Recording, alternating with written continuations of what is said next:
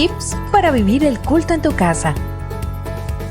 Prepara tu hogar para participar, creando un ambiente propicio. Toma las medidas que sean necesarias para que nada ni nadie puedan interrumpir este momento. Por ejemplo, silenciar tu teléfono. Hazlo con tiempo, sin afán. Prepárate tú también. Una vez preparado el lugar, ahora te invitamos a que te prepares, ya sea de manera individual o en familia, para tener un encuentro con el Señor. Si estás solo, recuerda que formas parte del cuerpo de Cristo y estamos unidos por el Señor, así que no estás solo. Abre bien los oídos y también el corazón. Dios nos habla por su palabra, así que abre bien los oídos. Participa activamente de las lecturas bíblicas, las oraciones y los cantos. Invita a los miembros de tu familia a participar. Este es su momento para compartir la fe en el Señor Jesucristo con nuestra familia, reconociendo al Señor con nuestros diezmos y ofrendas. Para la entrega de tus diezmos y ofrendas, puedes comunicarte con la iglesia para indicarte cuáles son los canales abiertos para este propósito.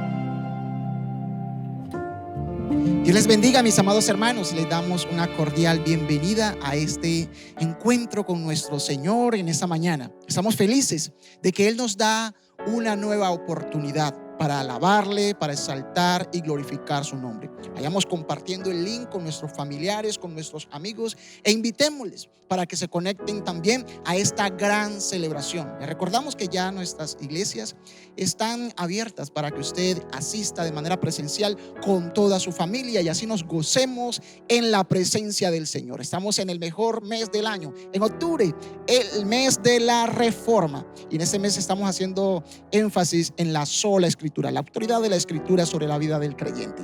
Así que acompáñenme a la lectura bíblica en el Salmo capítulo 1.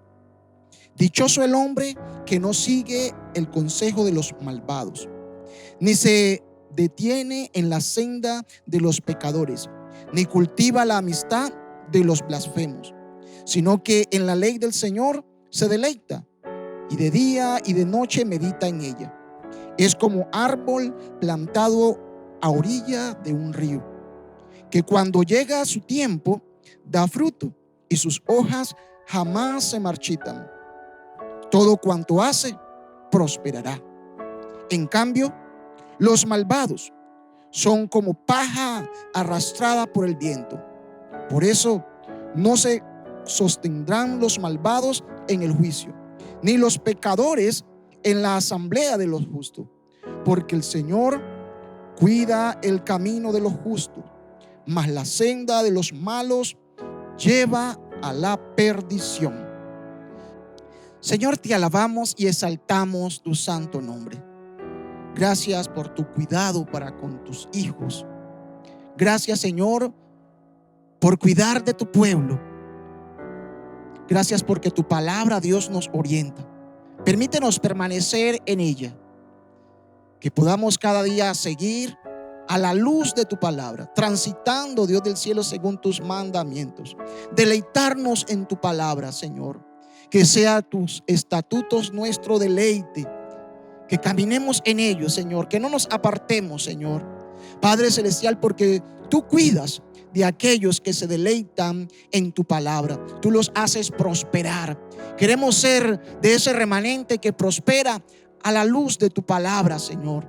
En el nombre de Jesús, que en esta mañana y siempre, Dios del cielo, tu palabra sea ese centro, esa guía para nuestro diario vivir, en nuestro diario caminar. Podamos meditar siempre en tu palabra sin apartarnos de ella ni un instante, Señor. En el nombre de Jesús te alabamos y te adoramos, oh Rey de gloria. Aleluya. Amén. Bendito sea el nombre del Señor. Lo alabamos a Él por su grandeza.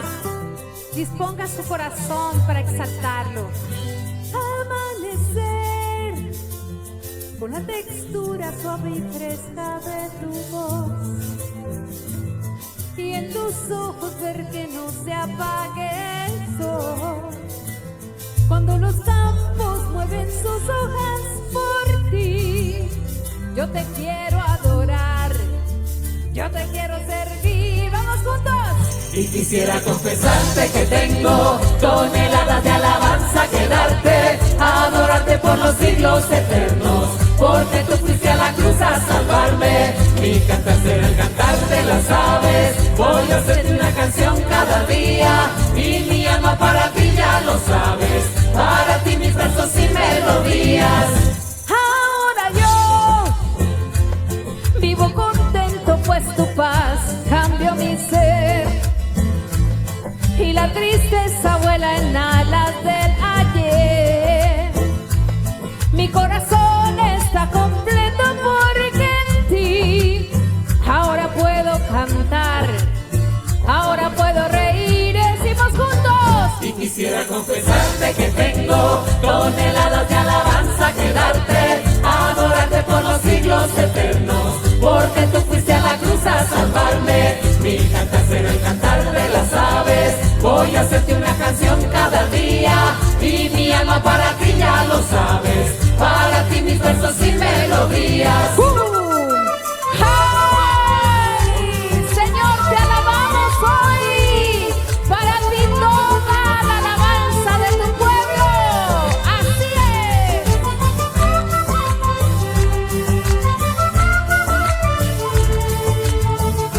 Nos gozamos en ti y decimos una vez más.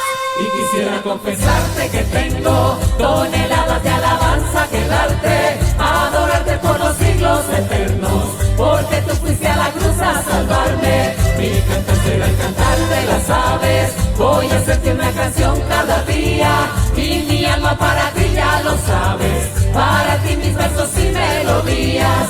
Y quisiera confesarte que tengo toneladas de alabanza que darte, adorarte por los siglos eternos, porque tú fuiste a la cruz a salvarme. Mi cantar será el cantar de las aves. Voy a hacerte una canción cada día, y mi alma para ti ya lo sabes.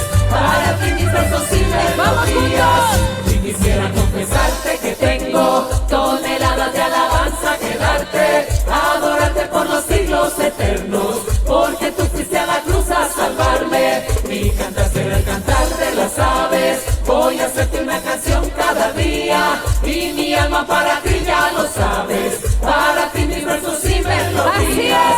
Y quisiera confesarte que tengo toneladas de alabanza que darte, adorarte por los siglos eternos, porque tú fuiste a la cruz a salvarme. Mi cantar será el cantar de las aves. Voy a hacerte una canción cada día, y mi alma para ti ya lo sabes. Para ti mis versos y melodías. ¡Aleluya! Toda mi vida es para adorarte. Gracias, Rey de Reyes. Este es el día que hizo Dios.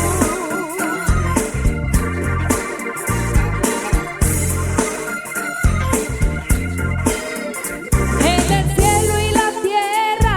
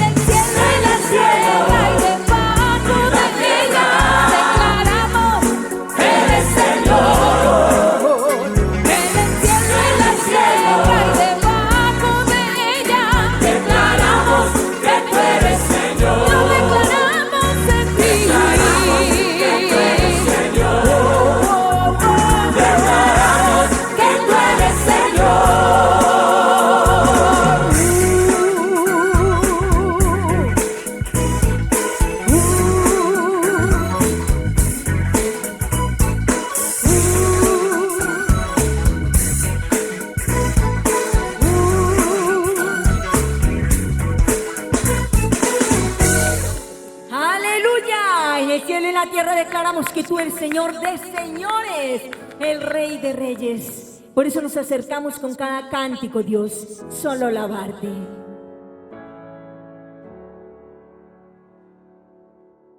El Salmo capítulo 1 versículo 3 dice: es como el árbol plantado a orilla de un río, que cuando llega su tiempo da fruto y sus hojas jamás se marchitan, y todo cuanto hace prosperará. La bendición de Dios sobre los que le aman se evidencia y se manifiesta a diario. Se manifiesta en todo cuanto hacemos, en todo cuanto tenemos, en todo lo que tocamos. Que la gracia del Señor continúe bendiciendo su vida. Hoy vamos a continuar glorificando a Dios, honrando su nombre a través de nuestros diezmos y nuestras ofrendas, manifestando nuestro amor por el prójimo, compartiendo un alimento en la canasta del amor. De esta manera glorificamos también a Dios y hacemos que sus bendiciones sobreabunden en nuestras vidas. Le invito para que con un corazón dispuesto, para que con un corazón agradecido, presente delante de Dios aquello que usted ha decidido dar para su obra, para compartir con el necesitado. Bien quiera Dios añadir bendición a su vida y a mi vida. Padre, gracias te damos por la oportunidad que tú nos das de compartir, de honrarte, de glorificarte, Señor, por medio de estos diezmos y de estas ofrendas que tu pueblo te trae. Gracias por la oportunidad que nos das, Padre Celestial, de participar en la canasta del amor. Un gesto de generosidad, un gesto de amor para con los demás. En el nombre de Jesús. Amén y amén. Declarando quién eres, precioso Dios.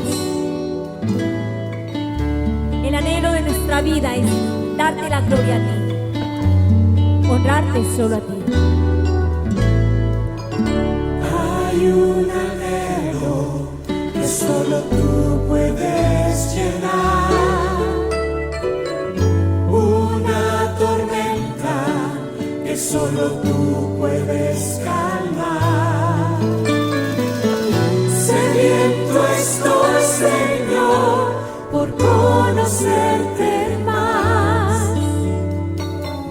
y beber del río que fluye ante ti. Quiero amarte con el más profundo amor. Acércate, oh Cristo, y abrázame. Quiero amarte más profundamente, oh Señor, más de lo que antes te amé. Hoy te quiero amar con el más profundo amor. Quiero amarte, Dios. Gracias por este tiempo.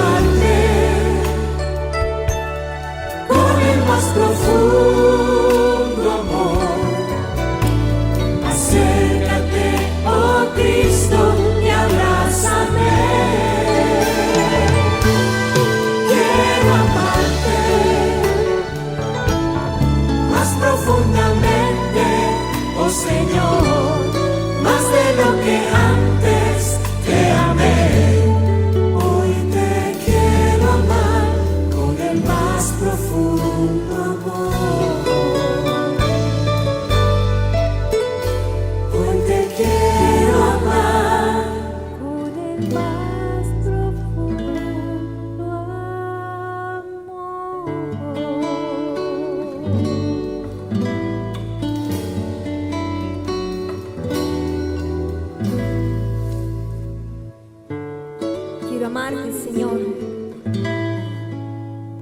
con todo lo que somos. Allí donde estás, dile: Señor, quiero amarte con todo mi corazón, con el más profundo amor, Señor. Amarte, Dios, reconociendo que tú eres soberano, el Dios eterno y el dueño de nuestras vidas. Amarte, Señor, y proclamar cada día, Dios, que tú eres santo, santo, poderoso Rey de Reyes. Amarte, Señor, postrados ante ti, reconociendo quién eres tú, el dueño de nuestras vidas, absoluto Señor de señores, que vive por los siglos de los siglos. Amarte, Señor, postrarnos ante tu palabra preciosa y entender tu perfecta voluntad cuando ella nos guía, nos direcciona y nos enseña. Amarte con todo el corazón mientras escuchamos tu preciosa voluntad en cada uno de nosotros. Gloria a tu nombre por los siglos de los siglos.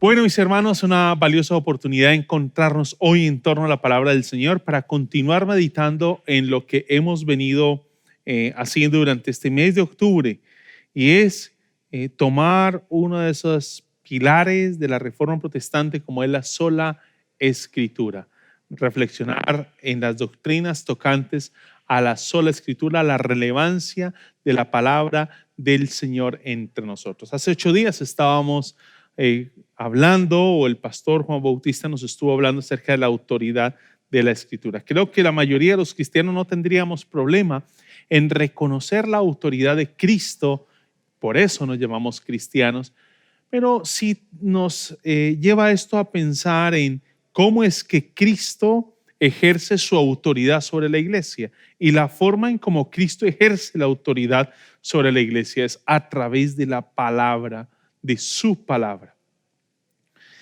Y creo que ese es el punto central. Si Cristo es el Señor y es el Rey de la iglesia, entonces nosotros debemos someternos a su palabra como autoridad para nosotros.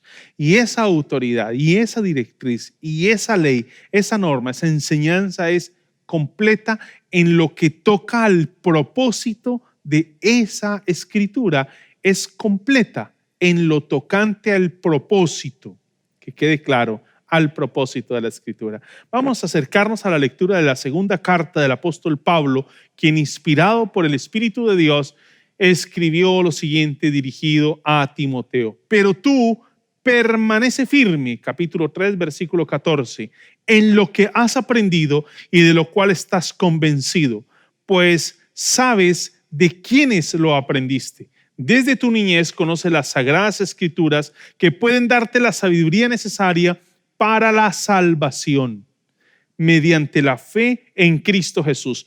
Toda la escritura es inspirada por Dios y útil para enseñar, para reprender, para corregir, para instruir en justicia, a fin de que el siervo de Dios esté enteramente capacitado para toda buena obra.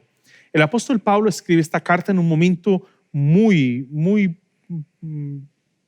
difícil, complejo para su vida y para el cristianismo.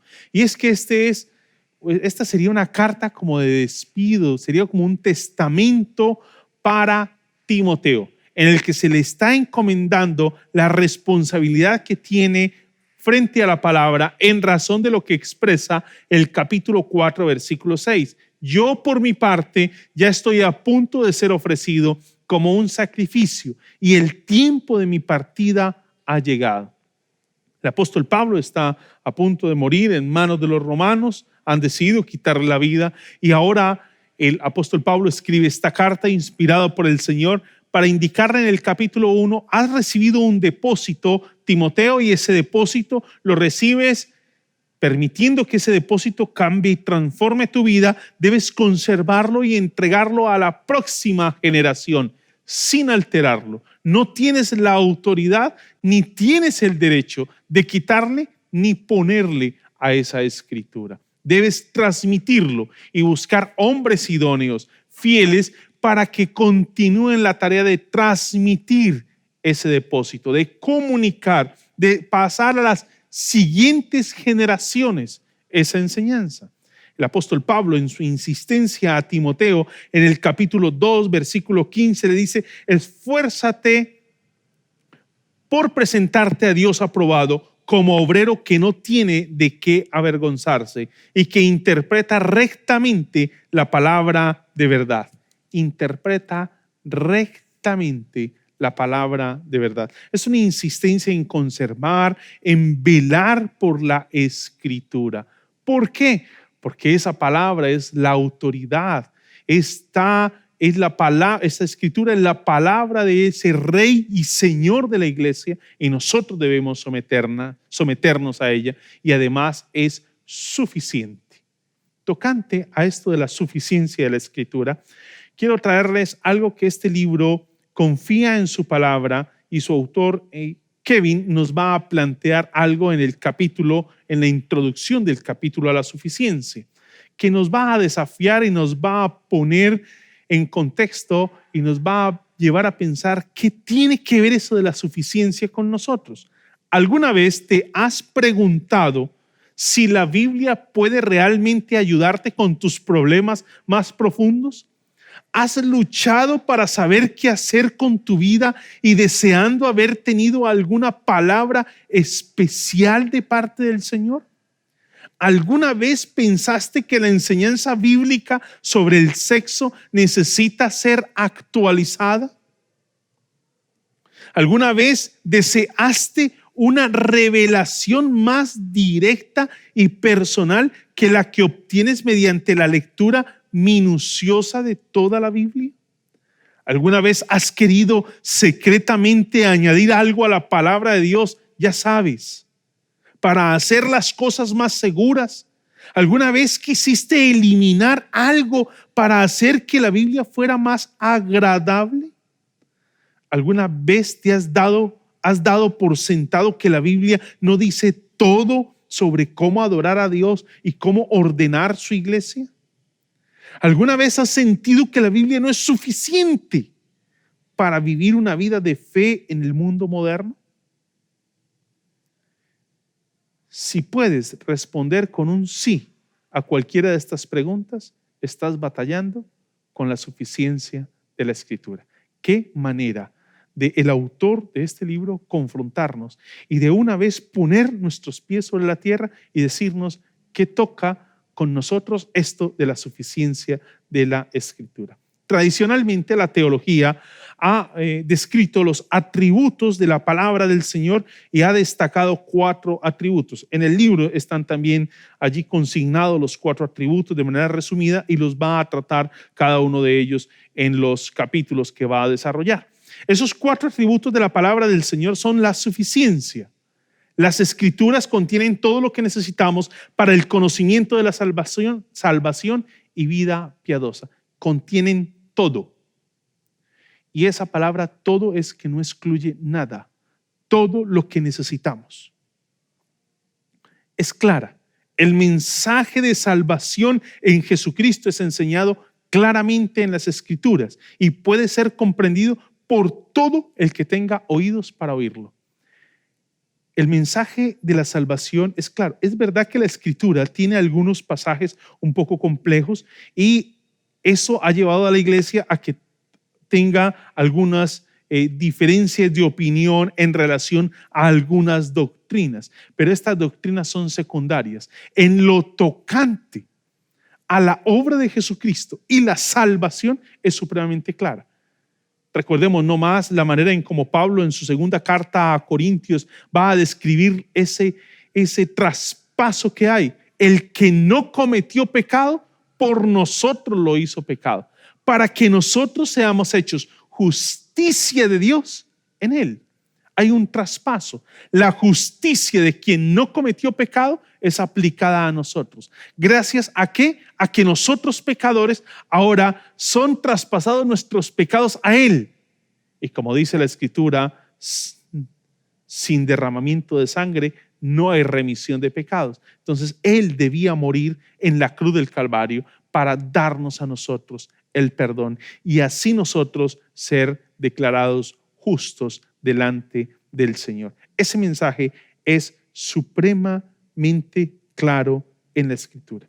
No hay lugar a dudas frente a él. No dejando de reconocer que hay algunos temas tocantes a la teología, a la comprensión y algunas doctrinas que generan un poco de tensión y diferencias entre grupos denominacionales, pero no son doctrinas primarias o fundacionales de la fe cristiana. La necesidad. ¿Qué es esto de la necesidad? Es que la revelación de Dios es necesaria. La necesitamos. Esa palabra de Dios la necesitamos para nosotros saber quién es Cristo, porque toda la Escritura, Antiguo y Nuevo Testamento, nos están señalando a Cristo, nos están mostrando a Cristo, el camino, la verdad y la vida. Esa Escritura, que es necesaria, nos muestra a Cristo, pero también nos dice a nosotros quiénes somos a la luz de Dios, de Cristo, y cómo ser salvos, dada nuestra condición pecaminosa. La Escritura, cuarto atributo, es la autoridad, es decir, tiene la última palabra, siempre tiene la última palabra, pero hay que dejarlo claro. Tiene la última palabra en los asuntos tocantes a la salvación y la vida piadosa. Tiene la última palabra.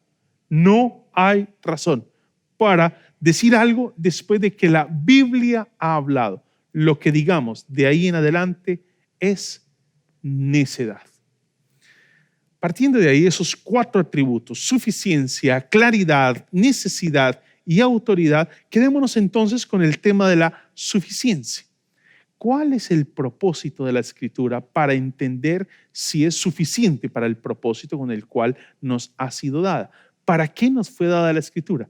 Timoteo, la segunda carta escrita por el apóstol Pablo, inspirado por el Señor, a Timoteo le va a decir: desde tu niñez conoce las sagradas Escrituras que pueden darte la sabiduría necesaria para la salvación mediante la fe en Cristo Jesús. ¿Cuál es el propósito? El propósito es conducir a Timoteo a la salvación y enseñarle y mostrarle cuál es el camino para así obtener esa salvación. Cristo es el camino. Versículo 15. Mediante la fe en Cristo Jesús. La Escritura conduce a la fe en Cristo y así es que alcanzamos la salvación. Conducirnos a la salvación es el propósito. Lo van a decir, y quiero citar dos confesiones de fe que se han desarrollado en la historia de la iglesia. Una de ellas dice lo siguiente, tocante al propósito de la Escritura: las Escrituras constituyen la única regla suficiente, segura e infalible de todo conocimiento, fe y obediencia salvadores.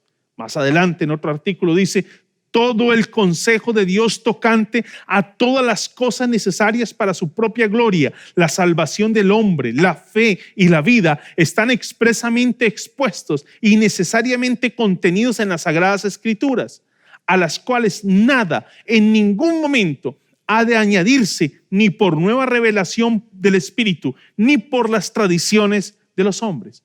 La suficiencia de la Escritura, a tal punto, así lo ha comprendido la historia de la iglesia. Y les cito estas dos confesiones, hasta ahora dos confesiones que nos van a hablar de la suficiencia de la Escritura, donde nos dicen no es necesario añadirle nada. La confesión de fe de Westminster, en su artículo 6, con relación a la Escritura, va a decir: todo el consejo de Dios tocante a todas las cosas necesarias para su propia gloria y para la salvación, fe y vida del hombre están expresamente expuestos en las Escrituras, o se puede deducir de ellas por buena o necesaria consecuencia.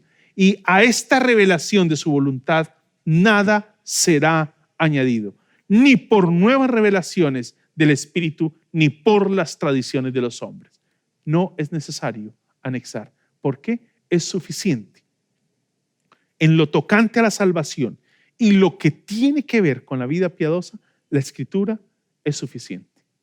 De tal manera que las Sagradas Escrituras entonces nos conducen a nosotros al arrepentimiento, a la fe. Recuerde lo que dice Romanos, capítulo 10. La fe viene por el oír. ¿Y el oír qué? El oír la palabra de Dios. Además, lo que va a hacer la Escritura es que nos conduce en el curso de la vida. ¿Para qué? Para que nosotros glorifiquemos a Dios en todo. Nos conduce al arrepentimiento y a la fe y nos conduce en el curso de la vida. ¿Cómo vivir de tal manera que glorifiquemos al Señor? La salvación entonces debe entenderse como ser rescatado del pecado, ser rescatado de la condición pecaminosa y de todas las implicaciones que esto trae sobre la vida. Ese es el propósito de la Escritura, conducirnos a disfrutar esa salvación. Así lo expresa el versículo 15. De tal manera somos salvados, somos nosotros rescatados de esa condición pecaminosa para glorificar a Dios. Es decir, vivir de acuerdo a la buena voluntad de Dios para nosotros. La suficiencia de la Escritura entonces nos dice que la Biblia provee todo lo que necesitamos para conocer a Dios. Todo. Es increíble la manera en cómo hoy estamos constantemente tratando de acudir a lo novedoso, acudir a testimonios de hombres y mujeres que suben a un tercer cielo y bajan, que van al límite de la muerte y tienen encuentros con Dios. No necesitamos ese tipo de experiencias para nosotros hoy conocer a Dios. Lo que necesitamos es la Escritura. La Escritura es suficiente. Nos enseña la Escritura lo que necesitamos conocer de nosotros, los seres humanos, y de nuestra relación con Dios. Nos enseña la Escritura a confrontar nuestra vida, a mirarnos en realidad quiénes somos, qué es nuestra condición y cómo es que podemos relacionarnos con Dios. ¿Cómo es que usted puede alcanzar una relación con el Señor? ¿Cómo puede alcanzarlo? También las Escrituras, en su suficiencia, nos muestran la manera de vivir de tal manera que glorifiquemos a Dios en todo lo que hagamos. En todo. Para colocar esto como en términos bien concretos, la Escritura a nosotros nos va a enseñar, es suficiente en términos de la salvación y cómo vivir la vida piadosa. ¿Por qué? Que colocar esto nos ayuda a colocarlo en términos concretos. Al contador, la Escritura no le va a definir cuál es el valor de los impuestos que en Colombia debe pagar a la DIAN, que es el cuerpo administrativo encargado del cobro de los impuestos. No le va a definir cuál es el monto que debe pagar a la DIAN, pero sí le va a enseñar cuál es el carácter que él, como hijo de Dios, como ser humano, como persona, debe tener para el cumplimiento de la profesión que desarrolla. Le va a enseñar también cómo ser un padre de familia. Le va a enseñar cómo ser un ciudadano, cómo ser miembro de iglesia, cómo ser esposo, cómo ser hombre, cómo vivir como hijo de Dios. Eso es lo que la Escritura le va a enseñar. No nos va a ayudar si somos conductores de un vehículo y enfrentamos algún daño mecánico en nuestro vehículo. No nos va a indicar cuál es la parte del vehículo que se ha averiado. No nos lo va a indicar, pero sí nos va a ayudar a nosotros como conductores de un vehículo, cómo debemos ser responsables en la administración y dirección de ese vehículo. ¿Cómo? ¿Cómo debemos comportarnos? ¿Cuál debe ser la ética y la moral que conduce nuestra vida? Eso es lo que toca la Escritura. La Biblia es suficiente para eso. La Escritura nos muestra todo lo que necesitamos entonces. Insistimos en esa vida piadosa y en esa salvación y en esa vida piadosa. Por eso, el apóstol Pablo, al iniciar aquí la parte que leímos, viene en el capítulo 3 narrando en los primeros 9 versículos cuáles son las características de los hombres, de los seres humanos, de las mujeres, de las personas de este siglo. Y entiéndase que en el calendario de la salvación, cuando la Escritura habla de este siglo, de este tiempo, está hablando del tiempo que transcurre entre la primera venida de Cristo y la segunda venida de Cristo.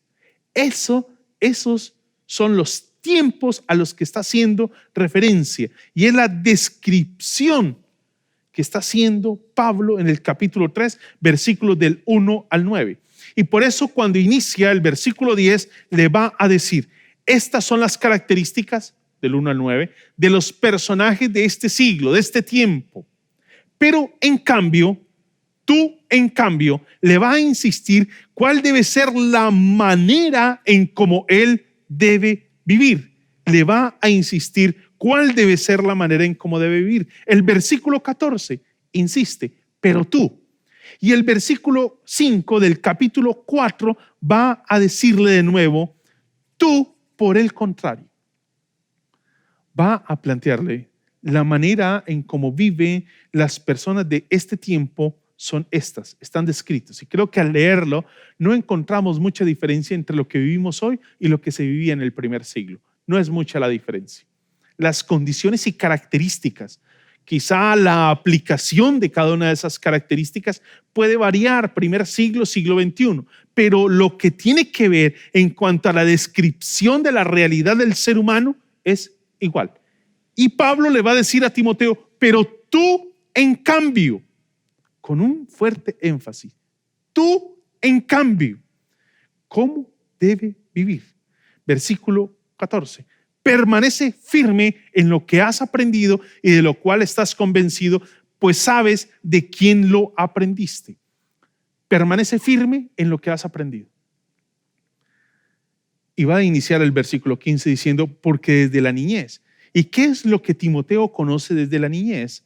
Que debe ser aquello que lo sostiene y en lo cual debe permanecer, de lo cual está convencido. Son las Escrituras. ¿Y por qué lo ha aprendido desde la niñez? Por su madre y abuela, como lo narra el capítulo 1. Pablo se lo va a decir: la fe que habitó en ellas ahora habita en ti, padre de familia. Captemos lo que el apóstol Pablo nos está diciendo. La fe que habitó en ellas ahora habita en ti. No es por generación espontánea que la fe habita en Timoteo. La fe habita en Timoteo, ya lo decíamos, Romanos capítulo 10. La fe es por el oír, ¿y el oír qué? La palabra de Dios. De manera que así como en la abuela y madre de Timoteo habitaba la fe, fruto de haber oído la palabra del Señor, de conocer la palabra del Señor, Timoteo ahora puede, Pablo, decir: esa fe que habita en ti. ¿Y por qué habita la fe en él? No porque habitaba en su madre y abuela, sino porque ellas cumplieron la tarea de enseñarle la Escritura de tal manera que Timoteo ahora conoce la Escritura y así la fe habita en él. Y en esa Escritura que habita, que está en él y que lo lleva a que en él habite esa fe, es en la que él debe permanecer firme. Debe permanecer firme. Esas Escrituras que él conoce gracias a la abuela y también a la influencia de Pablo, porque Pablo, muy joven, logra conocerlo en uno de sus viajes y comienza a acompañarlo y a llevarlo consigo a algunas de las jornadas evangelísticas que tiene y misioneras, comienza a llevarlo. En esa descripción del versículo 15 dice que esas Escrituras pueden darte la sabiduría necesaria para la salvación. Sabiduría necesaria para la salvación. Creo que este es un eco de lo que es el Salmo 19, versículo 7. Lo leíamos hace 8 días cuando hacíamos la introducción al tema de la autoridad. Y el Salmo 19, versículo 7, la segunda parte dice: el mandato del Señor es digno de confianza, da sabiduría al sencillo.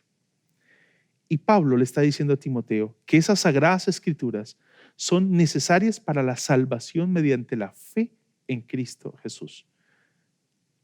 Pablo seguramente está haciendo un eco del Salmo 19:7 en contraste con los insensatos y embaucadores de quienes ya ha hablado en el versículo 9 y en el versículo 13. Esos embaucadores y esos insensatos, que son una descripción de las personas de este siglo. El apóstol Pablo, entonces, de una manera enfática, le está haciendo un llamado a Timoteo a perseverar, a que su vida sea un pleno contraste frente a esos falsos maestros, frente a esas condiciones de los hombres de este tiempo. ¿Por qué? Porque las Escrituras dan la salvación, dan la sabiduría para la salvación, tienen la capacidad de salvar al ser humano. ¿Y qué es eso de la salvación? ¿A qué hace referencia eso de la salvación? Es que la Escritura nos rescata del pecado y todas las consecuencias que el pecado trae sobre nosotros, para cumplir los propósitos de Dios en nosotros, para cumplir los propósitos con los cuales fuimos creados. La Escritura entonces nos da la salvación, nos rescata y nos enruta. Nos rescata y nos enruta. Eso hace la Escritura.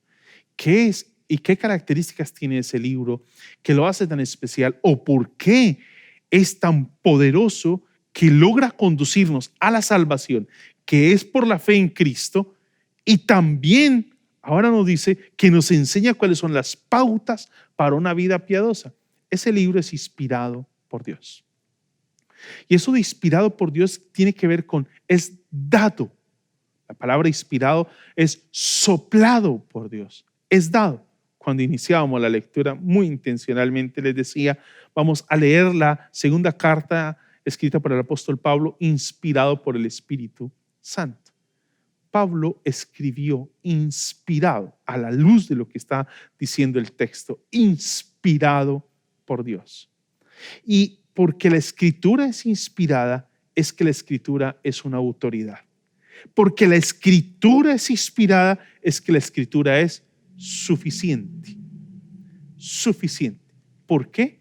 Porque lo dice el Salmo 19. La palabra del Señor es perfecta. Así lo dice el Salmo 19. La Biblia se origina en Dios. Es una iniciativa de Dios. No es una inventiva, una iniciativa humana. No es una especulación. No es la posibilidad de trazar un camino a resolver el grave problema del pecado en el ser humano. No. Es la iniciativa de Dios y está originada en el Señor. Nos dice también el versículo 16 que esa escritura es útil, es inspirada y útil. Eso de útil es beneficiosa, apropiada para un propósito muy definido. Es suficiente para el propósito que tiene. Ya lo decíamos, versículo 15, el propósito de la salvación en Cristo. Y la salvación toca al rescate y al enrutar nuestra vida. Entonces, la Escritura, que tiene ese propósito, por ser inspirada, nos dice que es apropiada para el propósito que se tiene. Es suficiente, suficiente. Pablo le está escribiendo a Timoteo y Timoteo es el pastor de esta congregación. Y en el versículo 17 dice, a fin de que el siervo de Dios esté enteramente capacitado para toda buena obra. Cuando habla del siervo de Dios allí, está hablando de el pastor. La expresión ser siervo de Dios corresponde a la manera en cómo en la Escritura se va a hacer referencia a los ministros, al pastor, a las personas que están liderando en la iglesia, y así es como el Antiguo Testamento también va a hacer referencia a todos los que traen la palabra de Dios. Lo que está expresando el texto es que esa Escritura es la que le permite a ese pastor llamado Timoteo el pleno cumplimiento del encargo que se le ha entregado.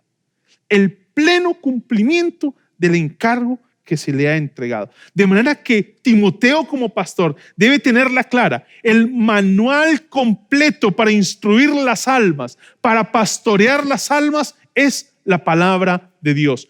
Cuidado, iglesia, cuidado, pastor, cuidado, líderes, con pretender anexar algo a lo que ya se nos está diciendo. Es suficiente, es el manual completo. No necesitamos anexarle algo más a la Escritura.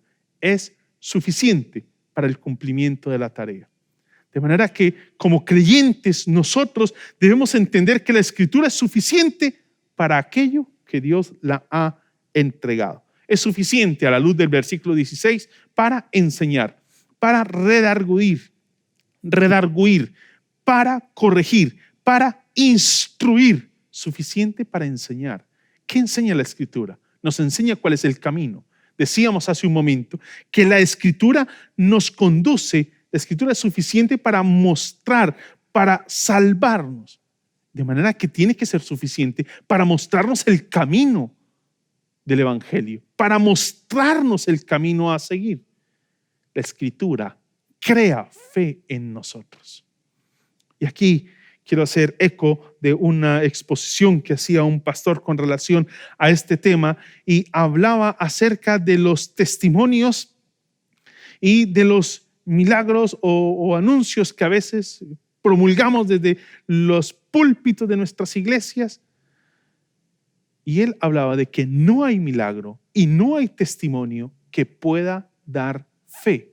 Lo único que crea fe en el ser humano es la palabra. Y el testimonio y el milagro crea fe en tanto nos lleve a la Escritura y la Escritura nos conduce a Cristo. En tanto el milagro nos conduzca a la Escritura y así a Cristo, entonces puede dar fe. Y él hacía referencia a esta narración, algunos llaman parábola, de Lucas capítulo 16, donde el Señor Jesús está hablando del mendigo y Lázaro, donde el rico y Lázaro, donde el rico una vez está en el infierno y el mendigo está en el seno de Abraham. Solicita el rico que por favor alguien resucite y vaya a anunciarle a sus amigos, a sus hermanos, a sus coterráneos, a sus cercanos, lo terrible que es que alguien resucite, y posiblemente si alguien resucita van a creer. Y lo que escuchamos en el texto es que el Señor Jesús se encarga de puntualizar el tema. No se trata de que van a creer porque alguien va a resucitar. Lo que va a despertar la fe es Moisés y los profetas. Ya a ellos se les ha dicho y se les está diciendo. Moisés y los profetas son los que despiertan la fe, no el milagro de alguien que se levante de entre los muertos. Recuerde, lo único que puede dar fe, porque la fe es por el oír y el oír la palabra de Dios. Es a Cristo y a este crucificado a quien necesitamos escuchar para que se despierte la fe en nosotros. Escuche, Padre, es a Cristo y a este crucificado. La Escritura es suficiente para enseñar sobre la santidad. Lo dice Jerry Bridge. Jerry Bridge es un hombre que escribe varios libros que buscan alimentar la espiritualidad de nosotros los creyentes, y tiene un libro como Confiando en Dios aunque la vida duela. Hay otro sobre los atributos de los que han sido, bienaventuranzas de los que han sido traducidos, y otros que hablan sobre la vida piadosa, unos libros que nos ayudan a alimentar la vida espiritual. Y Jerry Bridge, entre uno de sus escritos, dice: es imposible practicar la piedad sin una ingesta constante, consciente y equilibrada de la palabra de Dios en nuestras vidas. Es imposible practicar la piedad sin una ingesta constante, consistente y equilibrada de la palabra de Dios en nuestras vidas. Constante todos los días. Consistente es que debe ser algo que se ajuste a todo el mensaje de la Escritura. Y equilibrado habla de que así como leemos las promesas, también debemos atender a las exigencias que hace la palabra. en relación a esto de la santificación. Hay un grupo que surgió en la historia de la iglesia conocido como los puritanos, un movimiento inglés en el propósito de conducir la iglesia a una vida piadosa, puesto que se habían de pronto desviado en algunas cosas. Es un movimiento que surge y este movimiento va a desarrollar dentro de su dinámica algunas pautas para la lectura de la Biblia. Observe lo que son estas 8 pautas que uno de sus dirigentes, de sus líderes, va a anunciar. Y dice: diligencia, sabiduría, preparación, meditación, conferencia, comunión, fe, práctica y oración.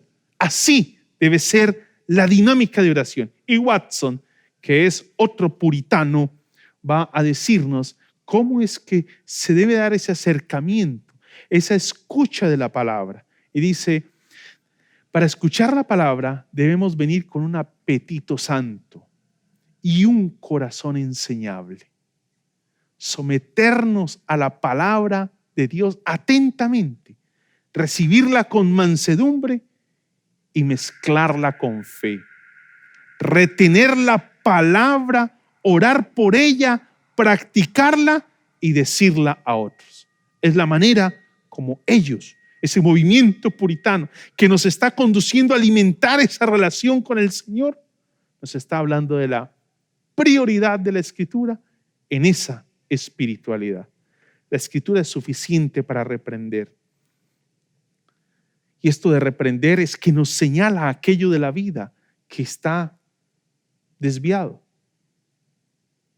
Y nosotros que somos dados tanto al debate y nos gusta estar constantemente creando discusiones en torno a pareceres, nos gusta mucho esto del debate. Y cuando se trata de corrección, sí que nos gusta. Quiero llamar la atención sobre lo que decía al comienzo, y es que la Escritura tiene la última palabra, porque es la autoridad. Una vez la Escritura hable, ya no hay más que decir, y lo que digamos es necedad. Una vez la Escritura hable tocante a la salvación y a la vida piadosa, ya no hay más que decir. No hay más que decir. No hay más que decir. Es necedad. Solamente para citar un tema, John Stott, hablando acerca del encuentro que se da en el desierto entre Jesús de Nazaret y el diablo, va a hablar que los 3 diálogos que sostienen siempre concluyen de la misma manera. Y los 3 diálogos terminan de la misma manera.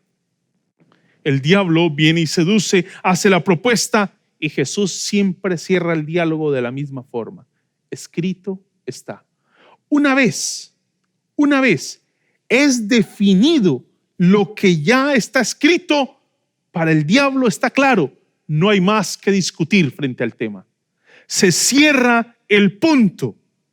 Tan claro es que no vuelve a decir más con relación al punto. Tiene que tratar e insistir por otro lado. Y en el segundo diálogo, escrito está, se cerró la conversación. Tercer diálogo, se cerró la conversación. ¿Qué es nuestra terquedad de andar polemizando por polemizar frente a la Escritura? Dejemos nuestra obstinación y terquedad. Una vez lo dice la Escritura, no hay más que discutir. Si eso lo señala la Escritura y es algo que debemos abandonar, no hay más que discutir. No hay más que discutir. Es suficiente para que ahora nos delimite qué es lo que nosotros debemos hacer. Y si nos reprende, también nos corrige. Es decir, nos traza el camino correcto. ¿Cuál es el camino a seguir? Es suficiente para eso. Y es suficiente para instruirnos, para decirnos lo que es correcto, para indicarnos qué es lo que nosotros debemos obedecer. ¿Qué es lo que debemos nosotros obedecer? Hoy, que tenemos como una obsesión por lo novedoso, por lo espectacular, por lo nuevo. Creo que deberíamos entender y dejar de ser obstinados. Esa obsesión por lo novedoso, lo único que ha logrado es desviarnos del camino, desorientar nuestras vidas. Poner al mundo a caminar en una dirección en la que estamos perdidos en relación a la voluntad de Dios y así a la salvación y vida piadosa. Observe lo que dice Jeremías capítulo 6, versículo 16. Así dice el Señor: deténganse en los caminos y miren, pregunten por los senderos antiguos, pregunten por el buen camino y no se aparten de él. Así hallarán el descanso anhelado. Pregunten por el buen camino y no se aparten de él. Así hallarán el descanso anhelado. Creo que frente a ese interés a lo novedoso, llegó el momento de entender que no hay nada novedoso que nos pueda orientar. Es la senda antigua la que nos encamina. La suficiencia de la Escritura nos lleva a nosotros a tener claro, a mantenernos firmes en la Escritura. La palabra de Dios como única fuente en asuntos de fe y conducta, la única autoridad, porque es suficiente. No necesitamos nada más. El hecho de que la Escritura es suficiente nos deja claro que no debemos añadirle nada. Lo decían esas confesiones de fe que citábamos. Nos lo deja muy claro. Dado que la Biblia es suficiente, podemos esperar que la palabra de Dios sea relevante para todo en la vida. Relevante para todo. Y dada la doctrina de la suficiencia de la Escritura, tenemos un llamado firme a abrir nuestras Biblias todos los días y a escuchar la voz de Dios en ella. ¿Qué esperas? Recuerda el llamado de Jerry Bridge. Es imposible practicar la piedad sin una ingesta constante, consciente y equilibrada de la palabra de Dios en nuestras vidas. Que Dios nos ayude a encontrar la senda antigua para descubrir esos tiempos de refrigerio que andamos buscando. Dios y su gracia nos sustente. Le invito para que oremos. Señor, gracias por tu palabra, porque es suficiente en lo que toca a la salvación y la vida piadosa. Por favor, rogamos que movilices, Señor, nos movilices a tener clara la necesidad que tenemos de la Escritura, dada la suficiencia que hay para nuestra salvación y nuestra piedad. Estamos en tus manos en el nombre de Jesús. Amén, Señor. Amén. Pastor, ya vamos por nuestra segunda predicación en torno a lo que tiene que ver con esta descripción que estamos haciendo de la sola Escritura. La autoridad toca a el Señor Jesús y la manera de gobernar la iglesia es a través de la palabra. Es la autoridad. Y hoy estamos hablando de que esa palabra que es a través de la cual Cristo dirige y gobierna la iglesia es suficiente. No necesitamos nada más. Por eso hay que leerla. Padre de familia, por eso hay que transmitirla a su hijo. Joven, por eso hay que entender qué es lo que la Escritura te dice para poder comprender qué es ese plan de Dios para tu vida, qué es la dirección. Por favor, un café para compartir qué es lo que el Señor nos ha enseñado. Y recuerde que cada 8 días ya nuestras iglesias están abiertas para compartir la palabra del Señor, cumpliendo ese imperativo que nos enseña la Escritura de que debemos congregarnos, físicamente congregarnos, y que este sea un medio para que podamos llegar a aquellas personas que por alguna limitación no pueden llegar a la iglesia del Señor, a encontrarse con la iglesia por alguna dificultad, pero que estamos siempre unidos allí a través de este medio. Un abrazo, bendiciones, un café y a compartir qué ha sido el llamado y la lección del Señor para todos nosotros. Un abrazo y bendiciones. Amanecer con la textura suave y fresca de tu voz y en tus ojos ver que no se apague el sol cuando los campos mueven sus hojas por ti.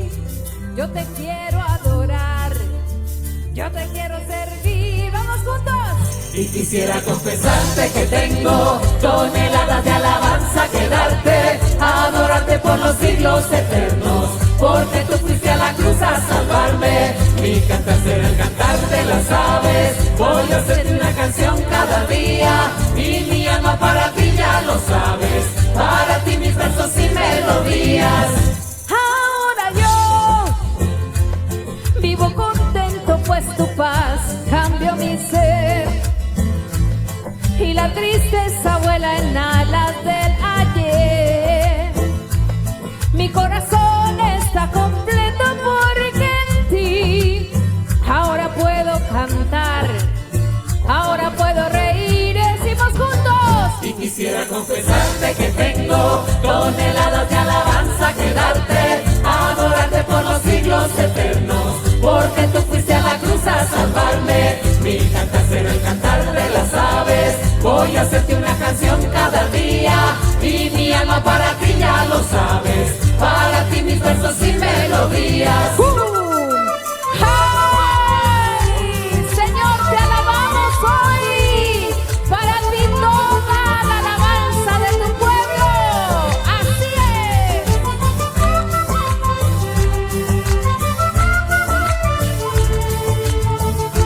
Nos gozamos en ti y decimos una vez más. Y quisiera confesarte que tengo toneladas de alabanza que darte, adorarte por los siglos eternos, porque tú fuiste a la cruz a salvarme. Mi cantar será el cantar de las aves, voy a hacerte una canción cada día, y mi alma para ti ya lo sabes, para ti mis versos y melodías. Y quisiera confesarte que tengo toneladas de alabanza que darte, adorarte por los siglos eternos, porque tú fuiste a la cruz a salvarme. Mi cantar será el cantar de las aves, voy a hacerte una canción cada día, y mi alma para ti ya lo sabes, para ti mis versos y melodías. Y quisiera confesarte que tengo toneladas de alabanza que darte, adorarte por los siglos eternos, porque tú fuiste a la cruz a salvarme. Mi cantar será el cantar de las aves, voy a hacerte una canción cada día, y mi alma para ti ya lo sabes, para ti mis versos y melodías. Y quisiera confesarte que tengo toneladas de alabanza que darte, adorarte por los siglos eternos, porque tú fuiste a la cruz a salvarme. Mi cantar será el cantar de las aves, voy a hacerte una canción